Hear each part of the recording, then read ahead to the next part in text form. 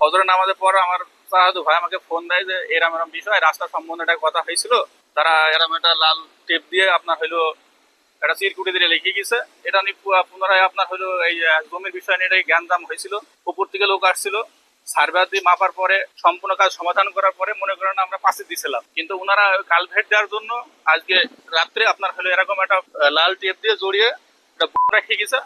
মানে আমাদের সংকেত দিয়ে গেছে যে আপনারা যদি কাজ করেন তাহলে দিয়ে এরপর পুনরায় মানে সবকিছু উড়ে দেওয়া হবে, মানে এরকম একটা সংকেত দিছে। কিন্তু এই কাজটা যখন সরকারের সার্ভার এসে মাইপি দিয়ে গেছে, এই কিন্তু কোনো ত্রুটিপূর্ণ আছে বলে আমি মনে করি না। মনে করেন যে ওনারা যদি এই জিনিসটা সমাজসেবা করতো অনেক ভালো হতো। উপর থেকে কাগজ দেখানোর নির্দেশ দিচ্ছে আজকে, কিন্তু আজকে দিবক রাত্রে এমন একটা কাজ করছে যা আমাদের মানে আওতার ভেতরে আসে নাই। আজকে যদি ছোট বাচ্চা মনে করেন যে ওই জিনিসটা আমার তো বাড়িতে সাহায্য ভাই 3টা বাচ্চা আছে, ওই বাচ্চা মেয়ে যদি ওটা তুলতো কি অবস্থা হতো। মনে করেন আমরা বিষয়টা বুঝি যে এটা হয়তো লাল টেপে আপনার জড়িয়ে দিয়েছে, এটা আপনার, কিন্তু একটা ছোট বাচ্চা যদি এই জিনিসটা হাত দিয়ে তুলতো যে এই দুর্ঘটনা ঘটলে পারে, এই দায়ভারটা কে নিত ভাই?